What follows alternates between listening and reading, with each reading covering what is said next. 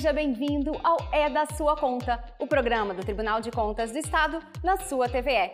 Nosso assunto hoje é saúde, um direito de todos e dever do Estado. Quer saber como o TCE tem atuado na área? Então fica com a gente. Saúde pública de qualidade é da sua conta.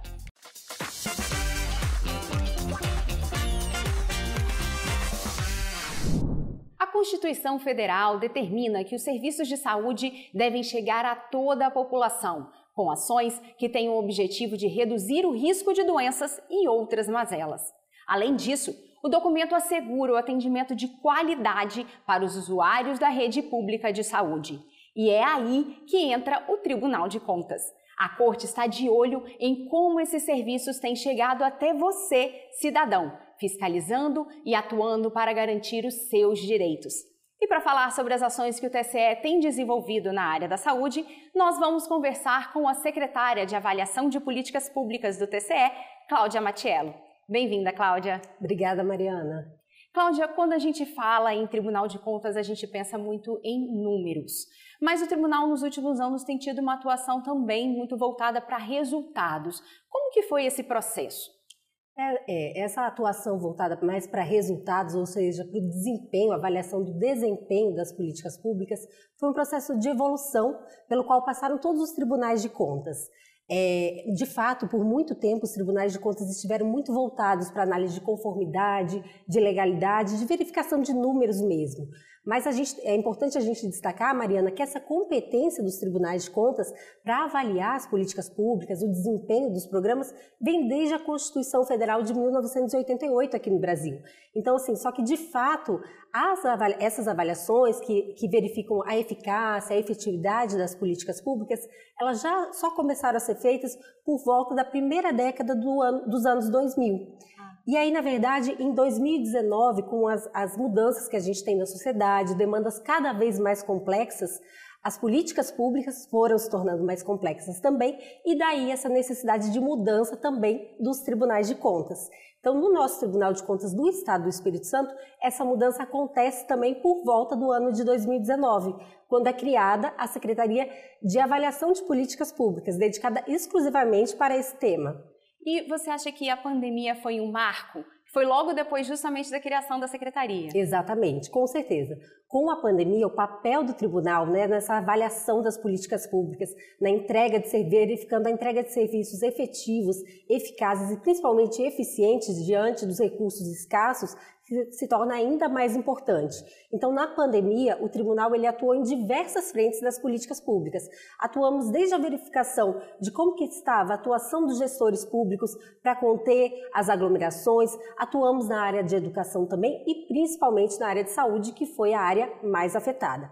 Então, o que é importante a gente destacar dessa nova atuação do Tribunal de Contas, Mariana, que foi muito forte na pandemia, é a atuação concomitante. O que é isso? É aquela atuação enquanto a política pública acontece. Foi a ida aos postos de saúde, por exemplo. Exatamente. Então, assim, quando as vacinas chegaram no estado, as nossas equipes já estavam prontas e foram a todos os municípios para verificar como que estava o armazenamento dessas vacinas, para verificar se estavam sendo armazenadas com segurança. Então, essa foi uma ação que, assim, sem multa, uma ação preventiva, uma ação rápida que permitiu salvar vidas. É entrega efetiva de resultado para a população. Exatamente. E falando de entrega, uma coisa que a gente comenta muito aqui no programa é sobre o painel de controle, que é onde a população consegue ter acesso a muitos dos dados que o tribunal dispõe, né? Uma da novidade é o painel dos planos municipais. O que é esse painel, Cláudia? Esse painel é uma ferramenta desenvolvida pelo Tribunal de Contas para mostrar como que está o planejamento em saúde. Então, cada município tem o seu planejamento, que é um instrumento de gestão que dura 4 anos. Nesse painel, nesses planos de saúde, nós temos informações sobre as diretrizes que aquele município quer dar para a saúde, ou seja, os caminhos que ele vai seguir para cada temática de saúde, além de metas, indicadores, estratégias e ações que vão ser seguidas.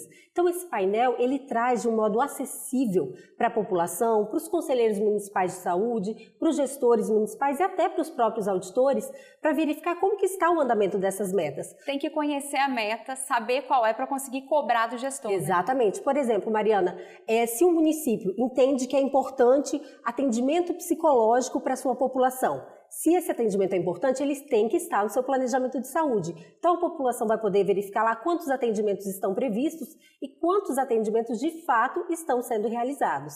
E tem um painel novo vindo aí, uma atualização de um painel, não é isso? Isso, exatamente. Nós já tínhamos um painel que é o painel dos equipamentos de saúde. Ele está vindo com dados novos, com dados atualizados, e ele vai mostrar para a gente como que está a distribuição dos equipamentos de saúde em cada município, como que está a localização desses equipamentos. Se tem mamografia, se tem... Exatamente. Então, por exemplo, o cidadão pode acessar no seu bairro, verificar qual a unidade de saúde mais próxima. Nessa unidade, quantos leitos cirúrgicos tem disponíveis? Tem leitos de pediatria, por exemplo? Olha, tem aparelho, como você falou, de mamografia, tem aparelhos para realizar ultrassonografia, são várias informações, além também das informações sobre os gastos de saúde que cada município tem. Muito bom. A gente está aguardando. Uma outra frente do tribunal são os boletins e as fiscalizações efetivamente, né? Já teve fiscalização de câncer de mama, câncer de colo de útero, hanseníase, diabetes, todos esses trabalhos que o tribunal tem atuado. Você vê uma evolução na entrega da política pública? De fato, Mariana, a gente percebe sim evolução. Sabemos que a saúde pública é complexa, tem muitas demandas, mas nós percebemos, aonde o tribunal tem atuado, várias evoluções. Como na questão da saúde, que a gente citou aqui, o parque de armazenamento das vacinas no estado do Espírito Santo teve uma evolução muito grande em função da pandemia. Então, temos hoje refrigeradores adequados, que são aqueles recomendados pela Anvisa. Uma outra frente que a gente atuou também e que percebemos melhorias é em relação ao câncer de mama. Então, os municípios que foram fiscalizados aumentaram o quantitativo de oferta de exames para detecção precoce do câncer de mama. Então, esses são só alguns exemplos de medidas que a gente verificou que os municípios de fato têm implementado. E um outro exemplo é a vacinação de HPV, né, Cláudia? Que aumentou bastante após a fiscalização do tribunal. E aí a gente vai ver um pouquinho mais sobre esse assunto na nossa reportagem. Uniforme escolar e caderneta de vacinação na mão. Daniel, de 11 anos, é aluno do 6º ano dessa escola estadual na Serra. O documento em dia, repleto de carimbos, é a garantia de que o aluno está protegido e foi uma exigência da escola para aceitar a matrícula dos estudantes. É o que conta a dona Marileia, mãe de Daniel. Na hora que eu vim fazer a matrícula, um dos documentos era a caderneta de vacinação atualizada.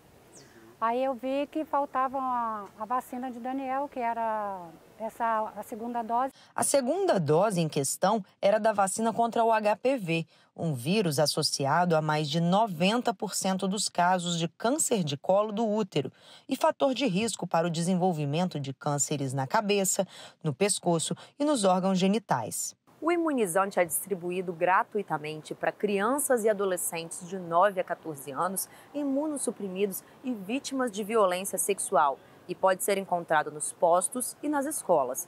Mas, apesar disso, uma auditoria do Tribunal de Contas constatou que estava sobrando vacina nos postos. Em 2022, em mais da metade dos municípios do Espírito Santo, a cobertura vacinal contra o HPV ficou bem abaixo dos 80% desejados pelo Ministério da Saúde, especialmente entre os meninos. A situação de Colatina era uma das mais preocupantes. O município tinha somente 46,8% das meninas e 26,1% dos meninos vacinados, com uma dose em média em 2022. Também não possuía campanhas de conscientização e incentivo à vacinação contra o HPV. De acordo com a coordenadora do Núcleo de Saúde do TCE, com o resultado da fiscalização em mãos, o tribunal fez recomendações ao município, que seguiu a maioria delas. E o resultado veio. A cobertura vacinal para as meninas passou a ser de 92,4% e para os meninos de 79,2%. Eles fizeram ações de busca ativa, eles vacinaram, eles conscientizaram pessoas desde o ponto de ônibus até dentro das escolas. O desafio ainda é grande, mas a realidade já é animadora. Em 2023, o Espírito Santo atingiu a meta de 80% da cobertura vacinal para ambos os sexos. É um avanço, né, Cláudia, como a gente pôde ver, mas também temos ainda desafios. Com certeza, Mariana. esse caso, né, da vacinação. A gente fica feliz quando vemos os resultados acontecendo, mas como você disse, temos ainda muitos desafios complexos e urgentes da saúde. Então, por isso que o Tribunal de Contas deve e vai continuar atuando para contribuir para entregas efetivas para uma saúde acessível e principalmente de qualidade para toda a população. Tá certo. Obrigada, Cláudia. Eu que agradeço. E agora eu chamo a Clarice Escárdua para o Minuto TCE. Como proteger seu patrimônio, sua privacidade e sua consciência nas redes sociais? Esse foi o tema da palestra promovida pelo Tribunal de Contas em abril para seus servidores e também para o público externo. O objetivo do debate é contribuir para um ambiente digital mais seguro, além de estimular a cooperação entre governos, instituições públicas e a sociedade para combater a desinformação.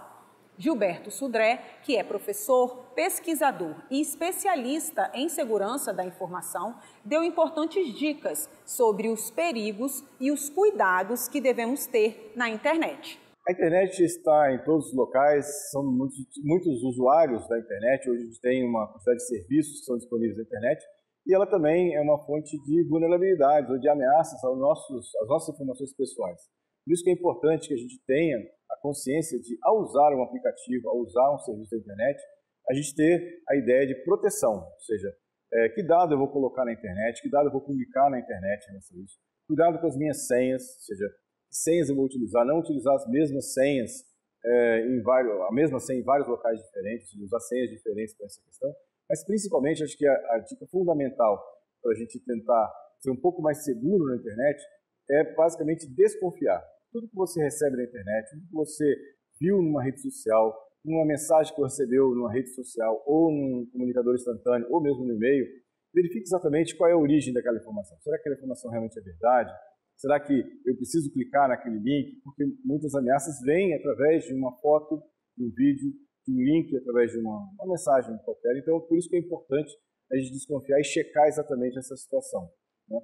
Porque, basicamente, como eu comentei, a superfície que a gente tem hoje de exposição nas redes sociais é muito grande na própria internet. Por isso que é importante a gente tomar cuidado com o que a gente publica e o que a gente acessa na rede social. O TCE é parceiro do Supremo Tribunal Federal no programa de combate à desinformação. E ações como essa contribuem para o enfrentamento dos efeitos negativos da desinformação. Na internet, todo cuidado é pouco. Obrigada por nos acompanhar neste programa sobre saúde pública. Quer seguir por dentro das ações do TCE? Acesse o nosso portal e nos acompanhe nas redes sociais. O perfil é o @TCE Espírito Santo. Até a próxima!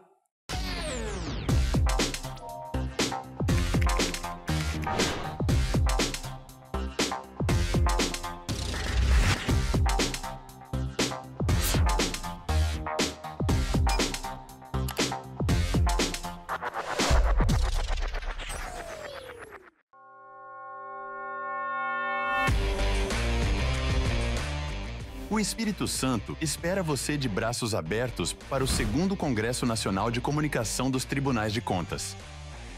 Nos dias 4 e 5 de julho, Vitória receberá profissionais e gestores de comunicação, assessores de imprensa e membros dos órgãos de controle de todo o Brasil para debater o papel da comunicação pública na defesa da democracia.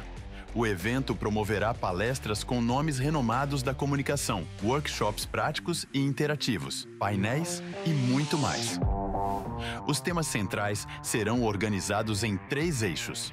O primeiro é comunicação pública e cidadania, no qual serão abordados assuntos como linguagem simples, acessibilidade, comunicação e transparência. O segundo eixo, desafios na comunicação pública, debaterá inteligência artificial, fake news e gestão de mídias digitais. Por fim, o terceiro eixo terá discussões sobre a gestão da comunicação pública. Nele, os focos serão gestão de pessoal, gestão de crise e cultura de comunicação no poder público. Participe!